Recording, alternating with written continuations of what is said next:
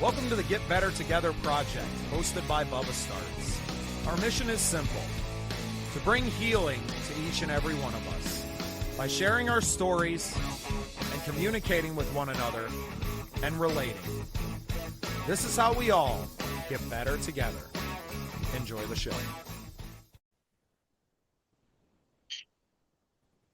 Well, welcome into a very exciting... Gee, many Christmas. That's all right. We're editing this right away. Welcome into this, right? Well, welcome into this very exciting episode of Get Better Together. I am your host, Bubba Starts. Sarah is not with us today, but my friend Hayley Klima is. Hayley, welcome to the show. Thanks for having me. Well, we've become friends over the last 6 months or so, really, through your daughter Avery and her diagnosis. And while we're going to get into all of that, I wanted you to go ahead and just introduce yourself. And we're going to kind of go, maybe not all the way back to the beginning, but you have a pretty interesting origin from growing up in Colorado. So we wanted to touch on that. Hayley, why don't you go ahead and introduce yourself to our fans? Yeah, so my name is Hayley Klima. I moved from Colorado, from Highlands Ranch, Colorado, here to South Dakota about 8 years ago. And as soon as they legalized marijuana in Colorado, I was like, I'm out of here. I know how many people are going to be moving here. It's going to be nuts. And at that time, I managed 2 apartment complexes. And overnight, within about 2 months, our rents literally doubled after they legalized marijuana. So I was like, I gotta find somewhere to go. And my uncle lived here. He had throat cancer. And so we came out to see him. We thought it was going to be the last time we ever saw him. And that's not how it ended up. But he lived in Spearfish. And I'm like, I've never even heard of Spearfish. And so we came out to visit him. And man, I fell in love with it out here. And I made a goal. I said, I'm going to move out here in 1 year. And that's what I did 8 years ago. That's crazy. I didn't realize you were such a recent transplant. Yeah, 8 years. I feel like I belong. Yeah. Yeah. Well, By now. it doesn't take long, especially in these small towns to fit in. And not surprising that coming from Colorado that you would love the Black Hills immediately, right? All of the outdoor culture that is pervasive in Colorado is the same, in the Black Hills, especially, right? At the outdoor adventure seeker kind of mentality, right? A lot of biking, a lot of snowboarding in the winter. So not surprising that a born and raised Coloradan would venture north and find something that they love there. Yeah. Tracing back to those roots in Colorado, I know you had a very interesting, high school career. Your dad, you said, was the principal at the time of the Columbine shooting and was the principal at the school during that time. And when you told me that, I was just so like, wow, that's a lot, right? That definitely must have had an effect on you, obviously an effect on your father, I'm sure. But let's go back to that. I mean, that was a moment that not just changed, obviously, your life and the people of Colorado, but it really changed our nation. It was a pivotal moment in our nation's history, and what has kind of become, I hate to say it, kind of a commonplace, but that was the first time that we had one of these mass shootings in a school, and for someone so attached to it, what was that experience like, for you personally? Let's start there. Well, so my dad, he had his entire career at Columbine. He started as a history teacher at the age of 21 years old, and then he just worked his way up the ladder. So eventually he would become principal. We lived in Highlands Ranch, which was about 20 minutes from Littleton. So I opted to not go to the same school that my dad was principal at. Not surprising. I didn't think that would be a great idea, but I was a little punk teenager. Like, in hindsight, I think I should have gone to Columbine. I think I would have paid better attention to my studies and actually graduated on time. I got held back 1 year because I ditched class so much. So anyways, but since he was there since he was 21, my brother did go to that school. He's 8 years older than me. But we literally grew up there. We went to every wrestling match, every baseball game. My dad was the baseball coach. He was the wrestling assistant coach. He was the football coach. He was all hats at that school. And even when I was 8 years old, I was in the plays at Columbine High School in the Music Man and things like that. So I felt like that was my home. Um, but no, I did not go to school there. However, when it happened, it hit home so close. So the day that it happened, I was in art class and my principal pulled me out of class, which was nothing new. I was like, great. What did I do this time? And he's like, you need to come into my office. I want you to watch the TV. And I was like, okay. So I watched the TV and I could not believe what I was seeing. I was seeing our school, my home school, my dad's school was under attack. And you're just in shock, right? My mom was working at the time. She was like a designer slash painter, and she was up on scaffolding, so nobody could reach her because she was literally painting a ceiling of this mansion. And here comes Miss Avery. Hi, do you want to say hi? I told you she'd be popping in here. More? Come here. Do you want to say hi? Hi. Come here. Good morning, sweetie. How are you? You say hi. How are you? She's shy. Everyone meet Avery. She is the star of our show. She's the star of her own show as well. Hi, sweetheart. Say good morning. For fans of ours that are new listeners, we threw a benefit for our little Avery here back in December of 2024. Avery was diagnosed with type 1 diabetes last summer, and we're going to get into a lot of that. But Yeah. yeah, go ahead. So yeah, Yes. before really I mean, cell phones were out, but it was definitely The flip phones and Nokias. everything. But we didn't Yeah. we didn't interface with them like we do now. No.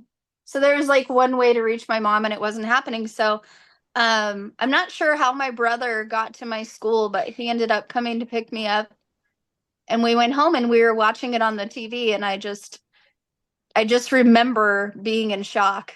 Like, what is happening? I obviously couldn't reach my dad, so I didn't know if he was okay. Right. And was Um, he trapped in the building if as well? I mean, I'm he assuming he was. was there, so Oh yeah, he ran from his office down to the cafeteria. I'm not really sure why, but that's where his best friend Dave Sanders got shot and killed. So I believe that he witnessed that. Um, hard, right? I think it was in 1999, so it's been 25 years, and it's still very hard to talk about. But it didn't end that day for us because 25 years later, my family is still getting contacted to do interviews. Specifically my father. He's been on Dr. Phil, he's been on Oprah. We met the Clintons back in the day when Bill Clinton was president.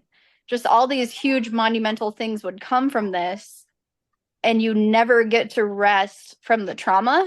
right. Like nobody ever puts it to bed. And we want to remember the victims all day, every day, and of course memorialize them every year. But you can never really get out from underneath it. And it's actually been 14 years since my father and I have spoke. We are estranged. We always had issues in our relationship way before Columbine came into the picture. Um, but things Well, really did fall apart the most after teacher, Columbine. principal, punk teenager. Rebellious, yes, Yeah. yes. He Well, doesn't even know half of the things I did. and and that's I think that's part of the nature of having someone that is in a authoritative position in a school, right? I think it's an archetype for, the youngest, especially of those siblings usually to be that way, right? To have that rebellion. It's only natural. But I can't imagine how, not only that day affected your father, but having to relive the worst day of his life over and over and over and over again. Like you just Yeah. never, like you said, you never get to put it to rest. You have to relive it on the anniversary alone, right? Not to mention the interviews and things like that. So how incredibly hard that must have been on everyone in your family during that time. I mean, you were in high school at Yeah. that time. Your brother was in high school as well at Columbine. No, so my brother Oh, graduated you in said he was 8 years older, 93. so he would have been Yep. out of high school Yeah. by that time. Okay. He had been out of Columbine for about 6 years. So that really hit him hard because he did go to school there. And you do get like ingrained in where you go to school and you have that rebel pride, right? That's what they're, the Columbine rebels. And so now that my brother is going to be 50 years old, he still struggles with Columbine.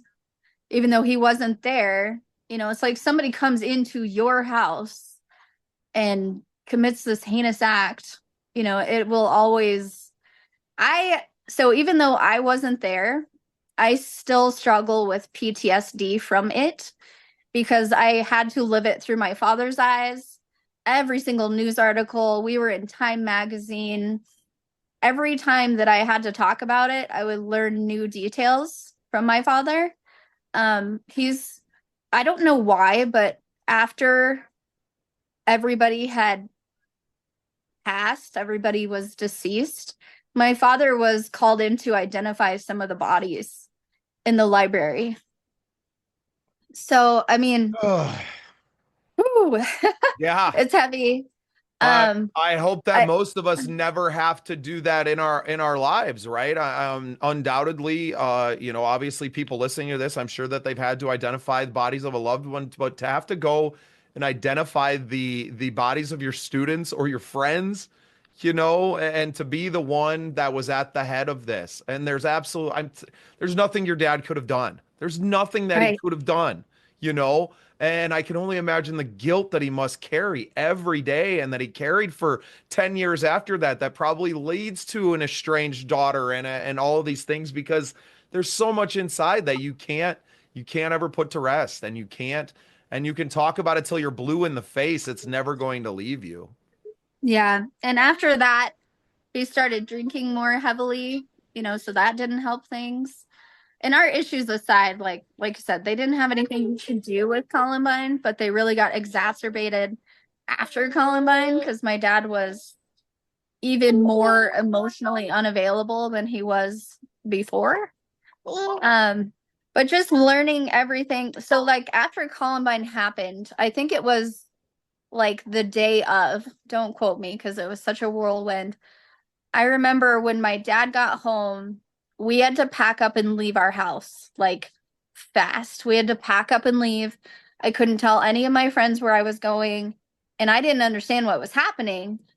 But I did understand that as soon as we were backing out of our driveway, there was 40 reporters in our driveway, like they wanting the story from my dad. And a lot of people were going to blame him, right? Like, you're the principal. How did you not catch these red flags? There were red flags. They did a drama assignment or it was like in drama and they had to like, don't quote me, had to like conduct their own play or something. And they did a play where they blew up the school. So there were signs, right? But so we had to go and stay with my aunt and uncle in Arvada, which was like 40 minutes away from our house.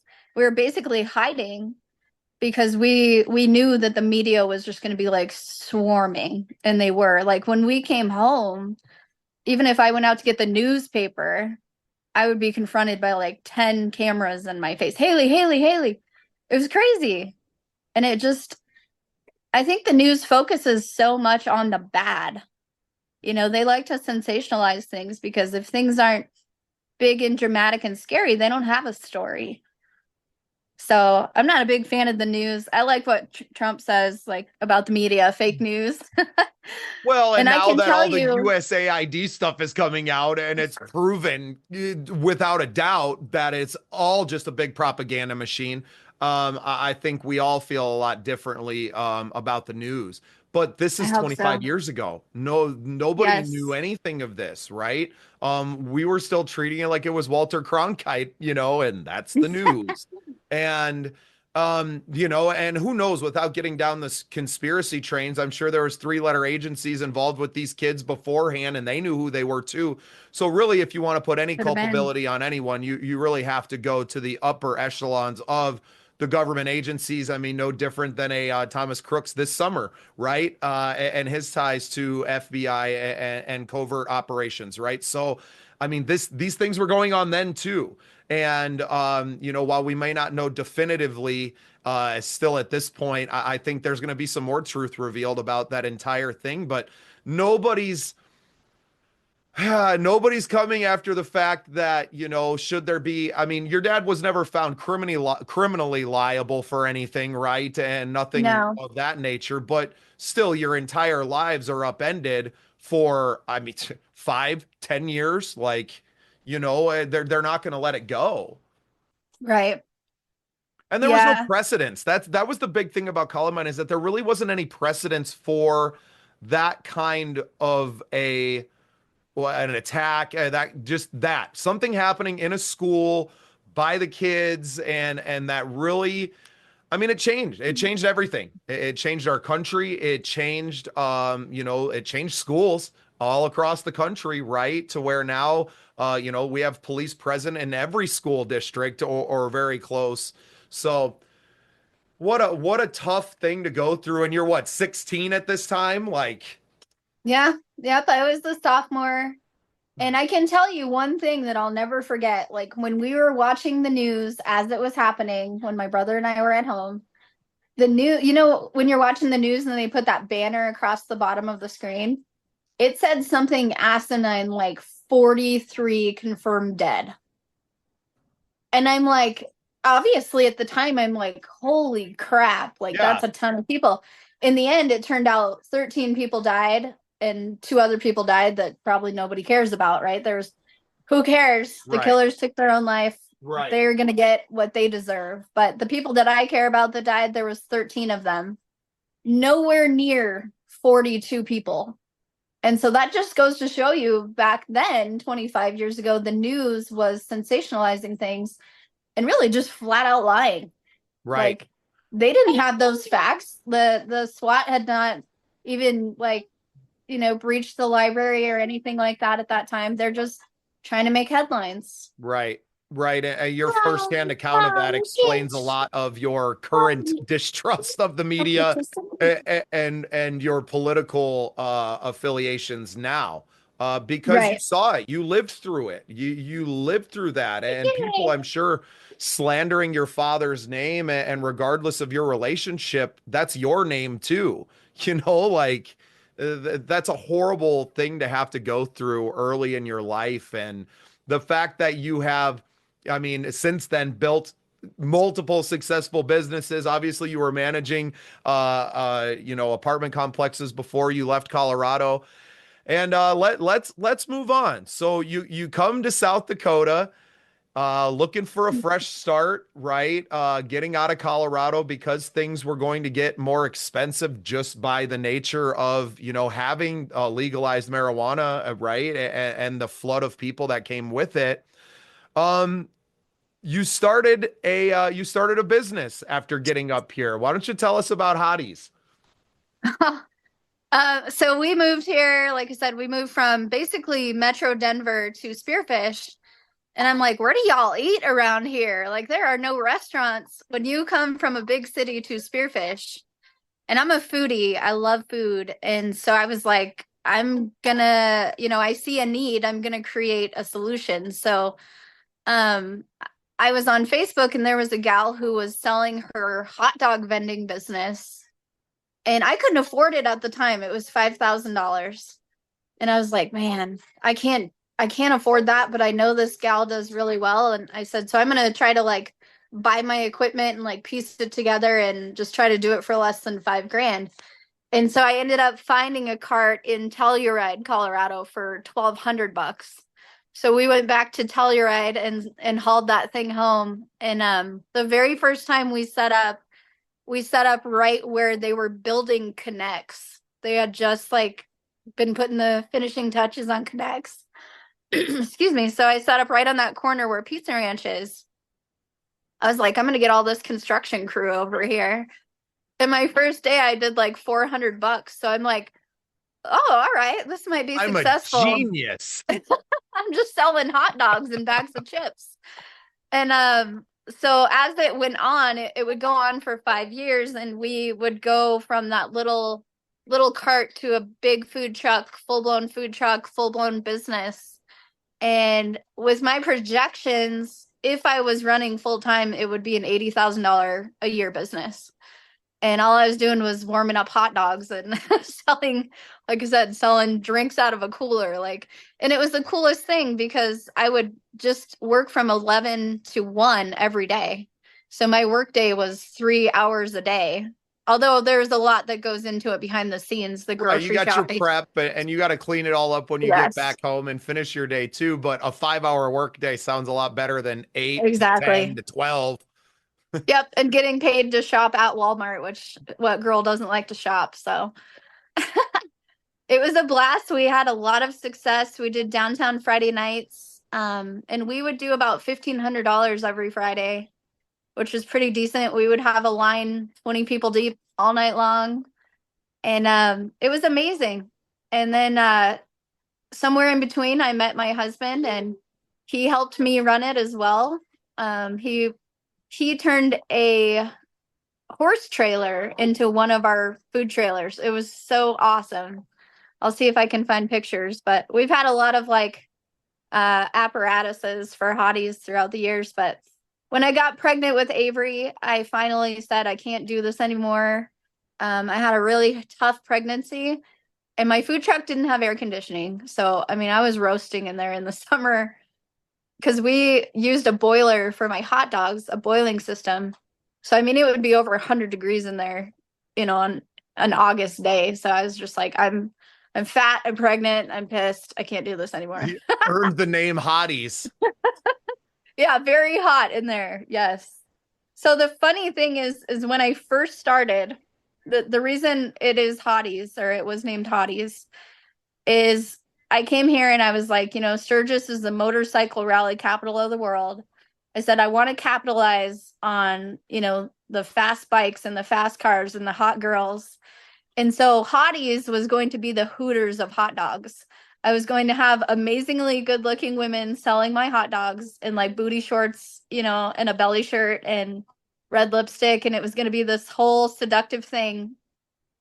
And our slogan was Foxy Girls, Gorgeous Buns. And it's really funny because when I jump through all the hoops to become a legal food truck, there's so many licenses and peddlers permits and all this stuff. When I finally got it all said and done, the first person that contacted me for an event was a church.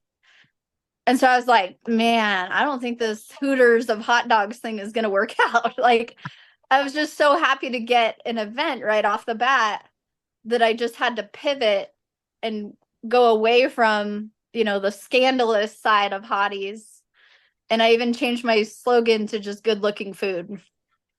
So God had other plans for me. Let me just say that. Even then, Even even then then, he did. Well, yep. and now you and your husband Ryan, who I went to school with. I went to school with his sister Jessica. I know for sure Ryan was a little bit older than us, but He's an old and now man. you two have a business together as well. Why don't you tell us about, how, owning that business has influenced your realty business now? So we have multiple businesses together. We've been together 5 years. We own a whiskey barrel furniture business where we make whiskey barrel fire pits, whiskey barrel liquor cabinets, whiskey barrel arcade games. Um, we were killing it when Trump was the president. We were doing $15,000 a month in that business.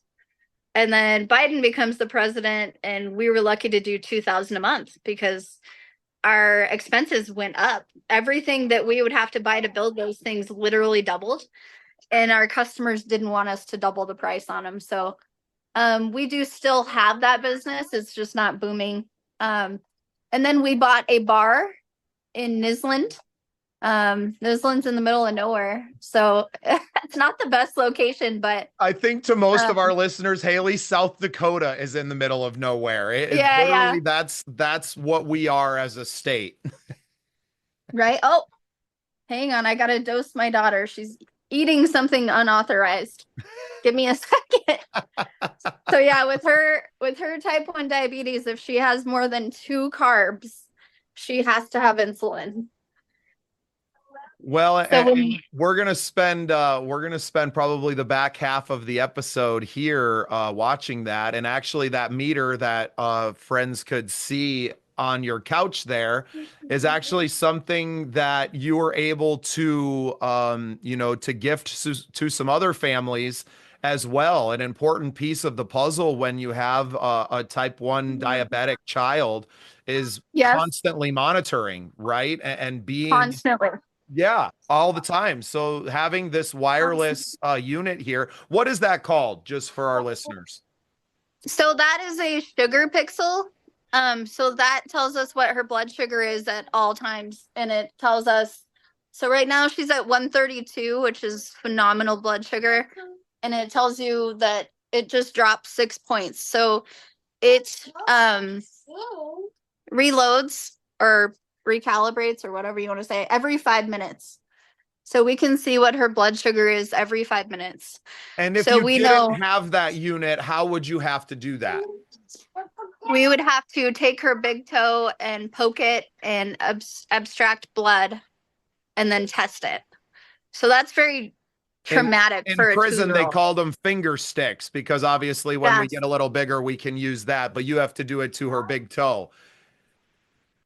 Such a Yep. yeah, painful thing for a 2-year-old that doesn't know what's going on, right? And Right. I know Yes. let's go back to her diagnosis, because it took time. It took time for her to be properly diagnosed as you're kind of going Yes. through the system. So why don't you start from when you started noticing something different in your baby? Well, so she was born in September. So the day after she turned 2, we took her to get her wellness, 2 year old wellness visit. And we did not know Avery was sick. I mean, she's always been very crabby. She's my crankiest child out of three. And so I would tell people I think I have a colicky baby, and my boys were not colicky, so that was new to me. But come to find out, right, it's because she had diabetes. But we didn't have any real signs of her being a diabetic. So the day after we take her, well, so we take her to the wellness visit, and they wanted to give her 12 vaccines. 12. And I was like, absolutely not. Like, I haven't even heard of half of these things. Like, I'm okay with tetanus, I'm okay with chicken pox, and I'm okay with MMR because those were familiar to me. I said, the other ones, I'm gonna have to do my research.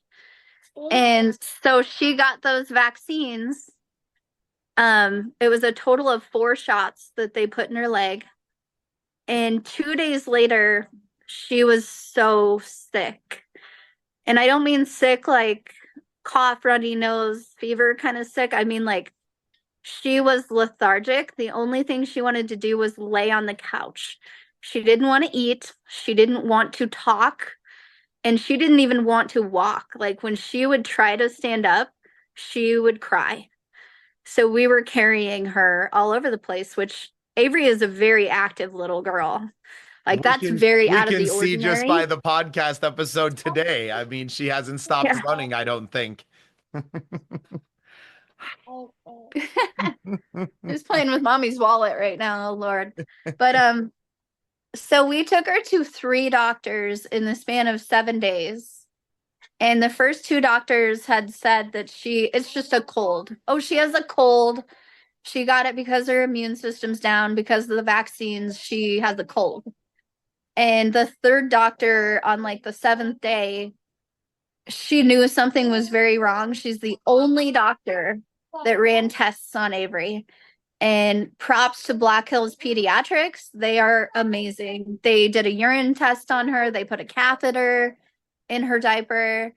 And within about 30 minutes, we found out she was a type 1 diabetic. And I don't think people can deal with can understand the gravity of that. I mean, she could have on the verge of a diabetic coma. Or is that correct? Like she could have gone Yes. into a coma, and you would have never gotten to this point in her life, Yeah. right? And So the because of doctor, the misdiagnosis or just no diagnosis, right? No testing, no anything. Oh, she'll be fine. Send her home. It yeah, just yep. So the doctor came in and she said, she's a type 1 diabetic. She's a very sick little girl. She said, we are going to take her and admit her into the pediatric ICU right now. She said, one of my nurses is going to go with you to Monument Health. She said, because if we don't, you'll sit in the waiting room for 3 hours. She said she needs to be hooked up to IVs right now. She said she is hours away from a diabetic coma. Oh, scary. Terrifying. When Terrifying. I, That's your baby. You know what I mean? And you knew something was wrong. oh no. You knew something was wrong for a week, right? Come But you're on. not able to the professionals you're going to aren't doing their Yeah. job. And not Yeah. to the level that you would hope for someone that is getting paid the amount of money that these doctors are getting paid. So, Yeah. When the second doctor saw her, she was in DKA at that time, which is diabetic ketoacidosis. So what that means is your pancreas does not make insulin. And so as a result, your body makes ketones to try to regulate sugar. And what ketones do is they first will eat all of the fat in your body. And then once there's no more fat to eat, they will start eating your organs. right. Yeah. Ketoacidosis, great for losing weight, but when you're a 2-year old without any fat on you, it Precisely. could be certain death very, very quickly. Yes. Yeah. So the first night in the hospital was Ryan and I's, it was the worst night of our life. I know it was Avery's worst night of her life. The doctors were coming in every 45 minutes to finger stick, to draw blood, or just to inject. She had to get an IV in her arm, which I can't even tell you how scary that is for a 2-year-old. But just, How big is a 2-year? Like your people nurses miss veins on me, and I have very pronounced veins on my arm, and they yeah, miss or they do. I can't even imagine trying to IV a 2-year-old that has no idea what's going on whatsoever yeah. and is And feeling awful. she was just beside herself with terror. Yeah. She would look at Ryan and I like, why are you letting this happen? Why are you letting these people do this to me? And it was the absolute worst, most helpless feeling to just see your daughter in so much pain because she doesn't know they're helping her. They were saving her life. But, to her, it was literal torture. And it was horrendous. And then they would have to do a blood draw from her finger and they would just keep wringing it out over tubes and tubes. And it would take like 10 minutes, 10 minutes of just wringing her finger out. And she would just scream bloody murder the whole time. It was horrible. And I do want to talk about if someone, like the signs that we know to look for, like I said, if your child does not want to move, if your child doesn't want to walk because of the DKA, they can have neuropathy. So neuropathy is what I think was making it painful for her to walk. So if they don't want to walk, if they don't want to move, if all they want to do is sleep, if they're really thirsty, like she would drink a lot and she would just not want to eat, but just drink, drink, drink, drink, drink. And she would be going through like a diaper like every hour. So increased urination. And I would just say like flu symptoms without the flu, like just being miserable. Yeah, those are things to watch for. And I mean, I know you mentioned the vaccines before and the whole regimen that they wanted to deliver into her. Do you feel like there was a catalyst there with the four that she received that caused this, or she was sick before that? It just happened to maybe exacerbate the symptoms to the level that they grew. Yeah, so they say that she was born with it. However, so what can cause type 1 diabetes is it's obviously hereditary, or if it's not hereditary, because we don't have anyone in any of our family that's type 1, type 1. Type 2 is caused by basically being overweight and making the wrong nutritional choices. But it's curable. You can completely get off all medication and you can not be type 2 anymore. Type 1 is for life. There is no cure.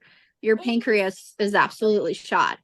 So it's either hereditary or it can be caused by a traumatic life event. And so when I was giving birth to her, they actually almost killed Avery and I while in the delivery room. So what happened is they went to give me a spinal block for a C-section, and they did not put it in the right place. Not once, but 2 times. They put it in the wrong place. And so fast forward to the third time when they got it in the right spot, I started to go numb from my neck down, which I should have only been numb from my waist down. And so I looked at the nurses and I was like, is this normal? And they're like, oh, they were worried. They're like, you can't feel anything? And I was like, no. And then all of the sudden, I had this super loud ringing in my ears. And as soon as the ringing would almost like crescendo, like get super loud. And then once it started getting really soft, I lost my hearing. I went completely deaf. I could not hear anything. And so finally there's people just moving about like crazy in the delivery room and I was crashing. So by the time that they had gotten this life-saving epinephrine or whatever it was, our blood our what the heck is it? What is it? I can't when they take your blood pressure. I'm so used to saying blood sugar. Our blood pressure was 23 over 43. You So were barely pumping. Yeah. we were dying. And I think that's the closest I've ever been to death. And I just remember thinking, I'm not going to meet my baby and I'm never going to see my boys again. So for about 15 minutes, I think it went on that our heart rate was crashing and we almost flatlined. So that could have been what gave her the diabetes right then and there. Obviously, I don't think we'll ever really know. That would be really hard to prove. Right. But But you've been through that's a traumatic so life event. much. Yeah, you've been through. It Yeah, doesn't get any more traumatic than that. And she hasn't even taken her first breath yet. And not to exactly. mention the stress and everything on you, not just your body, but on your mental, right? I mean, all of these things are passing. She's feeling all of that as well, right? You're still Yeah. connected. She's in utero, right? Like you're Yep. all still connected. So what a whew, wow, Haley, I So didn't I know don't, that. yeah, I didn't tell you that, but I don't think that the vaccines gave her diabetes. I think the diabetes was laying dormant and it was going to take a really big compromise of her immune system to bring it out. So Right. the vaccines, they brought it out. Um, I don't know if I would change anything. Like, I'm definitely glad I didn't go through with the 12 vaccines. But if it didn't happen on September 12th, it was only going to be a matter of time, Right. right? Right. And I And I would, understand. I mean, you have other kids. Kids feel a little sick after, you know what I mean, after getting shot with the vaccines, no matter what they are, right? We all kind of went through the same thing in the 80s when we got ours, right? Like that's a normal occurrence. It's like, more of what we've seen with, especially the last few years, the mRNA vaccines of the COVID, the adverse events just through the roof. I don't know how you can trust anyone coming after you with a needle nowadays. Like, I No, no, I'm good. I have no idea what's in that. I don't trust anyone in the medical system. I don't really trust anyone in the political system as it sits right now. That's changing, and hopefully continues to change. But yeah, I didn't, Hayley, I'm so sorry. You've been through so much these last few years, that's okay. just to Thank hold you. your baby, just to hold your baby, right? And Hmm. that's why I had to have you on, this program, especially because you're not the only person who's lived this nightmare. There are parents every day now that are living with children with type 1 diabetes that are, and now we start, okay, you know what it is, but also now you have to deal with the financial burden of what it costs to have the things that you need. And that to me, and that's why we did our event. That's why we did our event, Saving Avery, in December, was to raise a little bit of money for your family. But and you're such a sweetheart. You turned around and you were able to bless 10 other families with the sugar. What did you call it? Sugar pixel. Sugar pixel. Sugar Um, pixel. well, and how important? Because otherwise, you're having to stab your kid and just turn every day into, the same nightmare over and over again. And what 2-year-old or any child of any age should have to get used to being poked and prodded on through no fault of their own, right? Nobody who has type 1 diabetes asked for this. They didn't make poor choices. They didn't, it wasn't, it's not her fault that she has to do all this stuff for the rest of her life. And I'm so grateful that we've become friends by whatever means at this point, because I'm grateful to know what the symptoms are, how we keep other parents from ever having to go through what you did. There's our little Miss Avery right there. Yeah, we are so grateful to you because, at a moment's notice, you found out about our cause. And I think I first reached out to you because I recognized your servant heart. I saw what you were trying to do for the North Carolina victims for the flood. And I was doing the same thing. I bought a whole bunch. Did you know you can buy bulk sweatshirts on Amazon? You can buy like 50 sweatshirts and you can say, I want 10 small, 10 medium, 10 large, 10 extra large, whatever.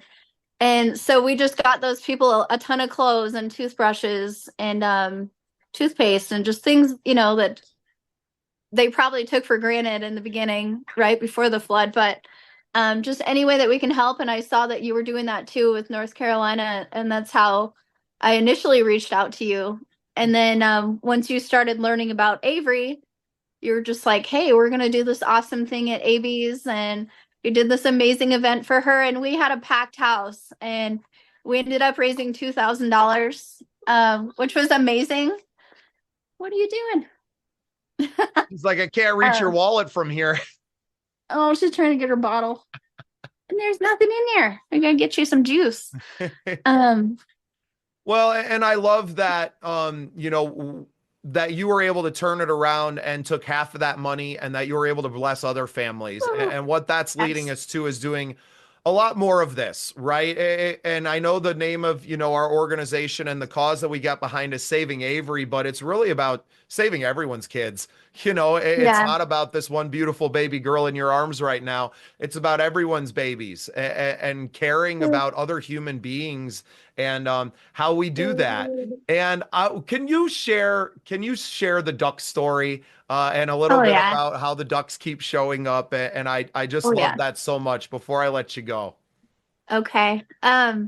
Yeah, so just again, thank you so much for doing that for her and for everybody that supported that. That's so amazing. And through Saving Avery, what we want to do is we want to be able to provide medical supplies for people who can't afford it.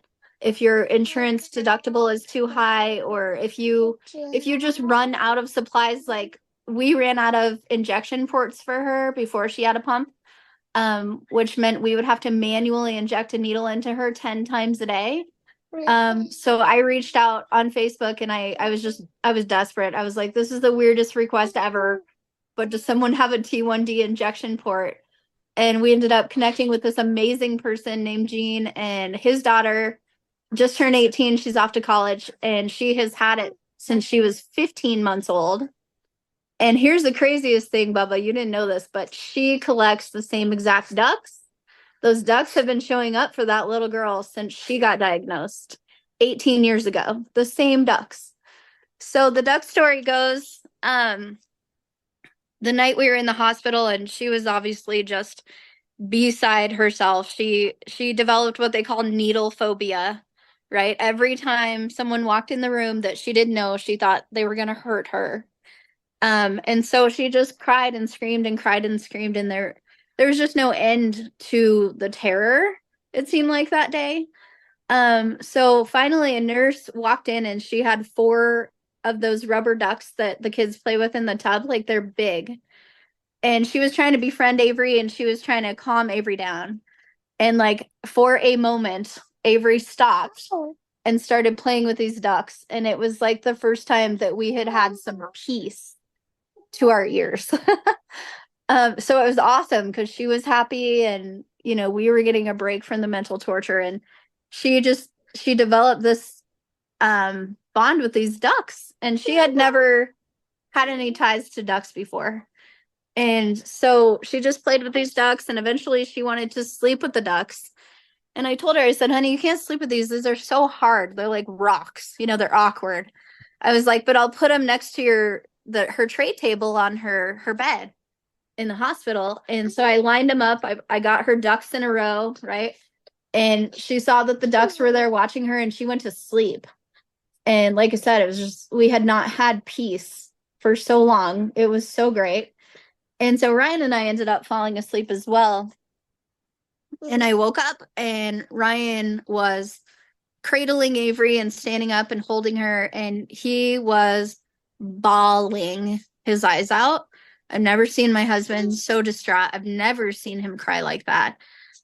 And obviously we know why he's crying. And I said, you know, what do you need? And he said, I need to take a walk.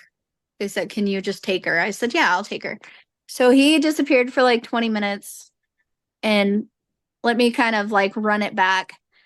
Before this happened, my husband was not a huge believer in God. I think he does what a lot of people do is sometimes they go to church on Sundays and they believe there's something out there, but really just don't really pay much more attention to it other than that. Like just go on with your daily life, you know? And so he came back. He came he came back and he woke me up. Avery and I were sleeping in the bed and he's like, you're never gonna believe this. And I said, what's going on? He said, so I ended up going to the chapel. He's like, I walked around, I was super upset, and I ended up in the chapel. And he said, for the first time in my life, I got down on my hands and my knees and I begged and pleaded with God, please let my little girl be okay. Please let Avery make it through this. Why are you doing this? Right? Number one question everybody asks. Hang on. Let's not lose it. Number one question everybody asks when something traumatic happens. God, why? Why me? Right? We all take it so personal and we ask God, why us? And so Ryan said in the chapel, he said, if my daughter is going to be okay, I want you to give me a sign. He said, I want you to show yourself to me somehow. And so he was really kind of challenging the Lord, right? Kind of like, thou shalt not tempt the Lord, but he did. And so when he was walking out of the chapel, this is the exact, let's show him. You show him? Show him the duck. Let me see. What a So pretty ducky. as he's walking, and this thing is tiny, it's like a micro machine small. And as he's walking out of the chapel, he found that on the desk. And he just started bawling his eyes out. And he said to me in the hospital bed, he said, Hayley, it's God. And I said, there's no way it's not God because those ducks, you know, an hour prior were the only thing that gave Avery some comfort, gave her enough comfort so that she could sleep and brought her peace for the first time in like 10 hours. And so I really do believe, can I show him real quick? Let me show. Thank you. I really believe that this duck was God's tangible way of telling Ryan, I exist and I'm here with you guys through this.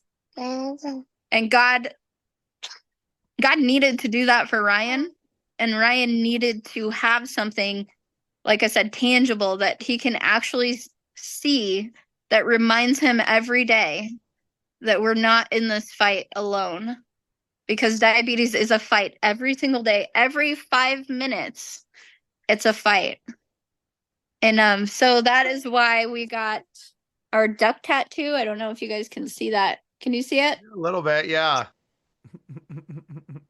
See, so See I a duck think butt. jacket. My jacket won't stay up, but so our whole family, even Ryan's parents who are 73 years old and never had a tattoo in their entire life, we all got this tattoo to remind us of Avery's fight.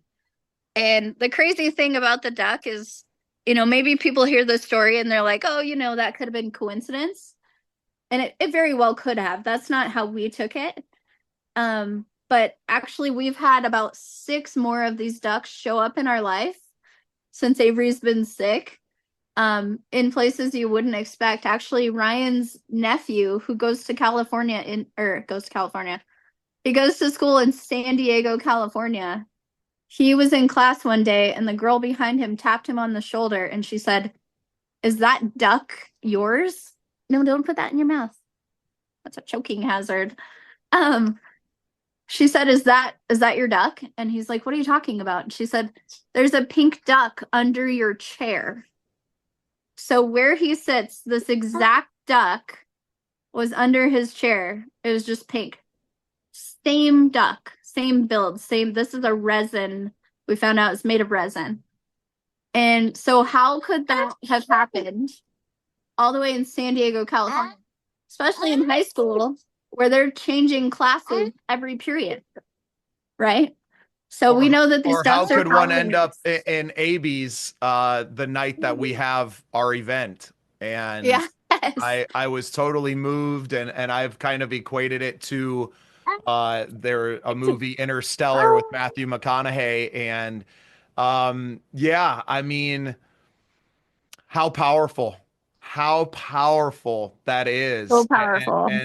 And why us? Well, this is why, Hayley, because we're the ones that can bring even more awareness to this. We are the ones that can help other families. I'm so blessed that it's you and it's Avery and it's all of us, right? Because we're in this fight with you now too. And we're never going to stop fighting for you and fighting for Avery and fighting for all these kids. None of these kids asked for this, right? And we're going to do everything in our power to lessen the blow on not just the kids but parents, and to continue to raise awareness with even just a simple conversation like this today. Hayley, I got to get you out of here now, but Yeah, I got to get her some juice. yeah, well, I thank you both for joining us on the podcast today and sharing your story. And Thank you, Bubba. thank you for being a friend. And I can't wait to see what we pull out of the hat for the second annual Saving Avery event. And yeah, just thank you so much for everything that you're doing in your community. And you let us know however we can help. We would be happy to.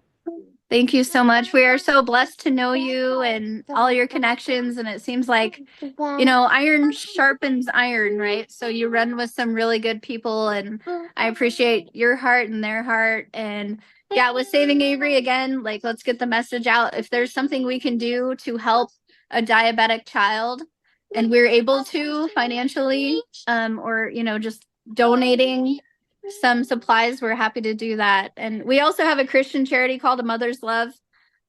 We've helped 53 children, and what that is, yes, I'm going to get you some juice, just 1 minute.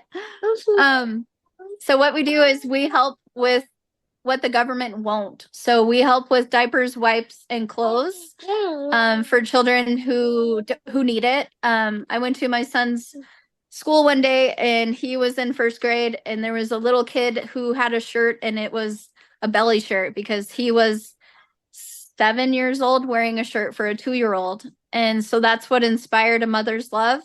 So we grant each child in the family $100 for either diapers and wipes or to help with new clothes, snow boots, whatever it might be. And since we started it in March of last year, so we're going on a year that we've had A Mother's Love, and we've been able to help 53 kids. That's incredible. So, one a week. A kid a week. We can only do it through God. God has given me a servant heart, and He allows me to be in the position that I'm in to help others. I believe that's why I'm here and why we are here as humans. We're here to love thy neighbor. We're not here to cause hate and division. We are here to just love on one another. I say it all the time on the podcast now, but this is how God is speaking through us. It is us sharing our stories. It is compassion. It is empathy. It's all of those things. It's love. Yes. And yes. I have so much love for you, Hayley, and your husband, Ryan, You too, buddy. and Avery, and your other children. And I just care so much about you guys. And I'm so happy that we all get to do this life together. Absolutely. So blessed to know you. Same. Thanks for being on the show today. Thank you, my friend. Bye, Avery. Say bye-bye. Bye. Get your juice, sweetie. I'll see you soon. All right. Thanks, Have a great day. You too.